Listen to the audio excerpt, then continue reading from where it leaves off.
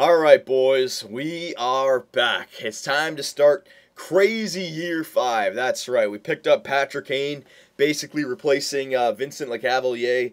So, you know what? We are, I don't know if we're better than last year, but we may well be, absolutely. Now, I just got back from Vancouver. I made that shootout video for you guys. Now, I talked with the developers about the upcoming GM for NHL 13, which I'm not allowed to go into detail with. But I did talk about the NHL 12 simulation engine. I talked with the guy who basically holds down the fort when it came to GM mode in NHL 12. And I learned some very interesting things. Now remember, this is NHL 12, okay? This is not NHL 13. So anything I'm saying, this regards NHL 12. Now, some interesting, very interesting things. Well, first of all, you know how I always said, and you guys were saying that, line chemistry. For NHL 12, line chemistry was something in HUT. It had nothing to do with GM mode. So when I say sniper, playmaker, power forward combination, that really didn't mean anything. You can have 3 snipers on the same line. You can have 3 playmakers on the same line, alright? So, I just got my doctorate in GM, in advanced GM from EA Sports here. So I talked with the developer about NHL 12 simulation.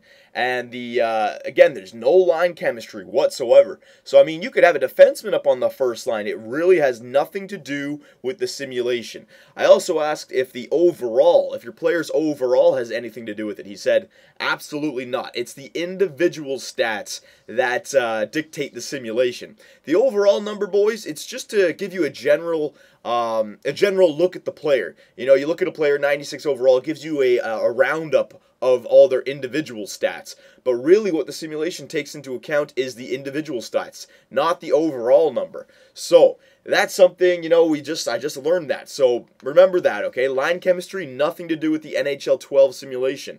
Overall number, nothing to do with the NHL 12 simulation. Your coaching reports, how it says 100 for offense, 100 for defense, nothing to do with the simulation. It's all the individual stats of each player. Alright, so I'm going to look at this completely different now. I wouldn't mind putting a couple snipers on the first line. I wouldn't mind doing anything like that now. So very interesting, very interesting. And face-offs, yes, face-offs are very important.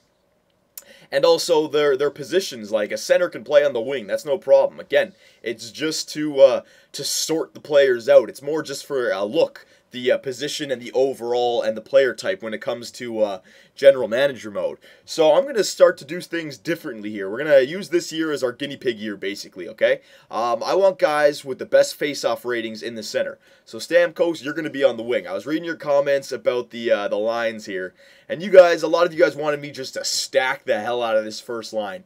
Stamkos, Lofthouse, and Kane, basically. I really like Lofthouse in the center now. Remember, I used to say he's only 82 overall. Don't look at that. Don't look at that, okay? Because for different player types, their overall is affected by which individual stats are better. So we can't look at the overalls now. Look at the individual stats for Lofthouse. Offensively, he's great. So he is a great player offensively. And defensively, he's great as well. It's only because he's a playmaker that brings him down a bit. Poise has a lot to do with the NHL playoffs. When you get to playoffs mode, the better poise players produce more for you. All right, so that's something I also figured out. So, yeah, Lofthouse, he's going to be a great first-line center for us, 87 for face-off. So, yeah, we'll leave Trent Lofthouse in the center there. I'll try this line out, Stamkos, Lofthouse, and Patrick Kane on the first line. Good God almighty, that's going to be crazy. Joe Thornton, we're going to leave him as the second-line center. Just because he's got good, not the best face-offs. It's starting to go down a little bit, 83. But he's still got the great offensive category, offensive awareness and passing, all right? So we're going to leave Big Joe in the center there. Dustin Brown, remember, don't look at the overall. Don't look at the power forward player type. Offensively, he's not bad. He's got a good, hard shot and a good, accurate wrist shots. But mostly, he's a body checker. He's a stick checker. He's a defensive player. He's got great poise, so he'd be a good playoff performer. But offensively, he's not the greatest player. All right? 88 overall, yes, but offensively, look, 85s everywhere. So, like if we go down, watch this now, I'll show you. So Dustin Brown, we compare him to Wayne Simmons, right? And Wayne Simmons, look at his offensive category. So him, yeah, he's not as good as Dustin Brown, but he's only like a couple less. So that's what I'm looking at now. That's probably why Wayne Simmons wanted a bit more, because he's starting to push Dustin Brown, basically, stats-wise. So, yeah. So Wayne Simmons, Joe Thornton. Let's see what these offensively guys on the third line. Schwartz would definitely be better offensively than Dustin Brown. His accuracy is not as good, but his offensive awareness and passing are. Actually, you know what? I don't know, because his shot is a bit weaker. Dustin Brown may have him covered. So Jaden Schwartz and Dustin Brown are kind of similar, but Connolly and Granlund, I'm pretty sure that these guys are better than Dustin Brown. Yeah, Connolly is definitely better than Dustin Brown offensively now. Again, don't look at the overall, look at the individual stats. All right. So Connolly's definitely better than Brown and Simmons.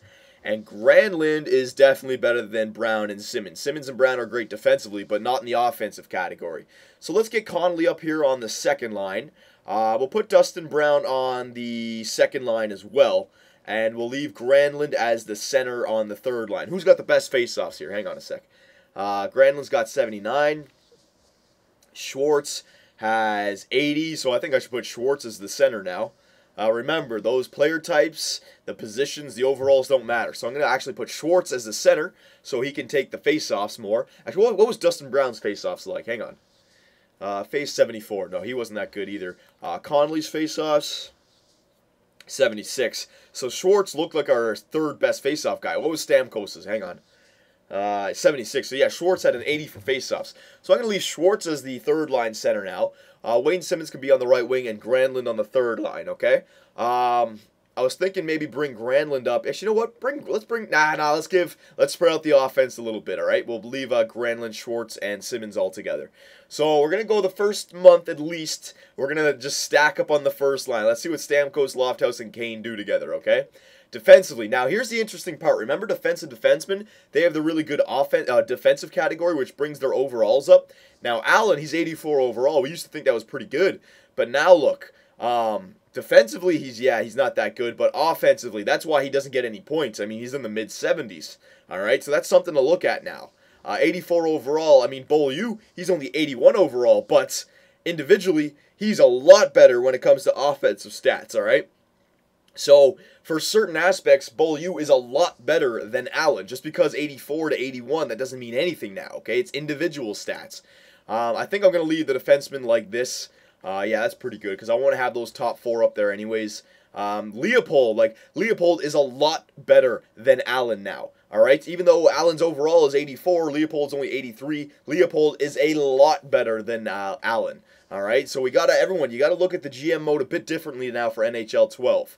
All right, absolutely. So we're going to leave the defensive core like that. Yeah, that's fine. Power play. It's going to be Lofthouse and Stamkos, or Lofthouse and Thornton as our face-off takers. All right, we'll put Stamkos, Lofthouse, Kane, Shattenkirk, and Beaulieu. No, I want Ekman Larson.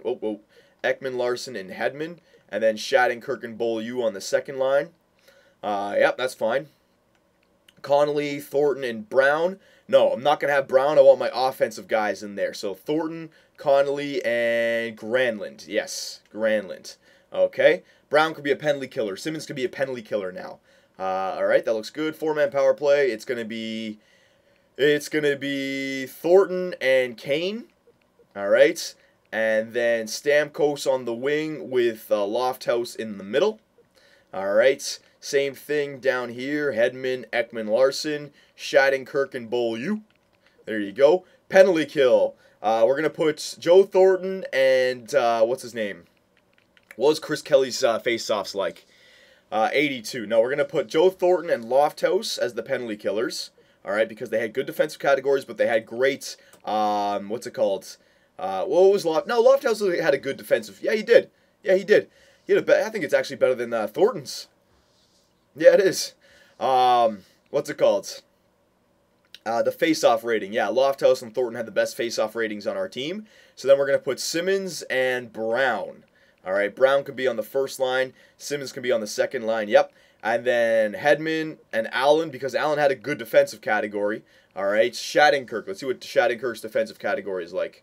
Yeah, Shattenkirk's got a good defensive category now. And Leopold, yes, absolutely, because Beaulieu did not have a good defensive category. What was Ekman Larson's defensive category like? Hang on. Remember, don't look at offensive defensemen. You can put, actually, Ekman Larson's, it's defensive awareness. Oh, I don't know who's that better than. It's definitely not better than Hedman's. Shattenkirk's, hang on, let me see. Shattenkirk was better rounded, though. What about Leopold's defensive category? You know what? Okay, let's see who's better. Allen over Ekman, or, yeah, it was definitely Allen. You know what? I'm going to put Ekman Larson instead of Leopold. Yeah, he's an offensive defenseman, boys, but look at the defensive category. All right, 89 for defensive awareness, 89 for discipline. All right, body checking, it's about the same as Leopold's. Stick checking is about the same as Leopold's. So, yeah, I'm going to put Ekman Larson, offensive defenseman, on the penalty kill. I'm not looking at overall or player type anymore, okay? I'm looking at the individual stats. All right? Yeah, that looks good. Same thing down here. Ekman Larson instead of Leopold. There you go. Allen and Hedman. Yep. Switch these guys around. There you go. It's going to be Thornton and Lofthouse for the face-offs and the good defensive rating. All right. Very nice. The shootouts. Stamkos, Kane, Beaulieu. It's saying to put Beaulieu in there. Remember, defenseman. It doesn't matter. He's got the great offensive category. So, yeah, we're going to put Beaulieu up there. Brown, yeah, because the shot. Connolly, yeah, we'll leave that. That's fine. Actually, no, let's get Lofty in there, baby. Lofty, there you go. He can go instead of Brown. And the extra attackers, it's going to be Stamkos and Thornton. Yeah, sure. Bernie Mac in the cage. Very nice. Now let's go to the AHL team. Oh, I have to go, yeah, okay. Let's go to the AHL team because remember, Harper and, who is it? Graves, I think? I can't remember. Harper, yeah, there, yeah, and Graves, yeah, he was there. Okay, so who's not playing here? Galchenyuk's not playing. We got to get him in there. Golden, we got to get him in there. Racino, Sorensen, Stevenson. All right, so we got to get all those guys in here. Taylor Pyatt, Stajan, Jones. I can keep these guys because I want them to help the team do better, but I want to start all of our young guns here. Harper, Graves, LaFontaine, Panic. Panic was one guy I didn't need to start. Yeah, I didn't need to start Panic. Yep. All right, so Panic, you can get scratched. Where are you? There you go. Stevenson, no.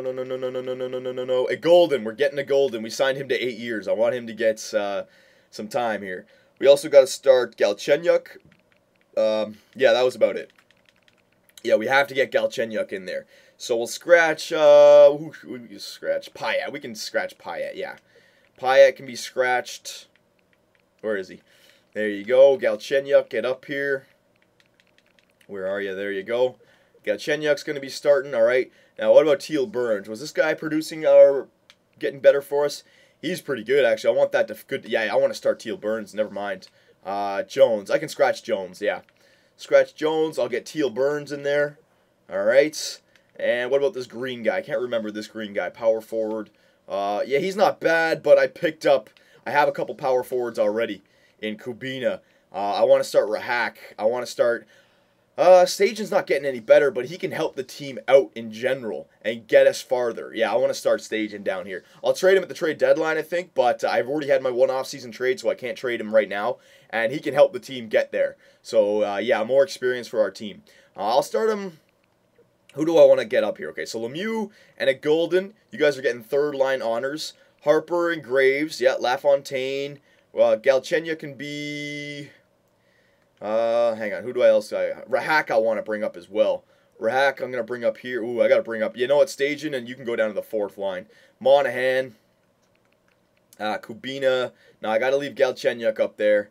Rahak I want to leave. Yeah, I have so many players I want to start now. Look at this young gun of a team, man. This is what we're going to run into salary cap problems, but you know we're going to have one or two guys in these 12 that are going to be NHL ready by next year.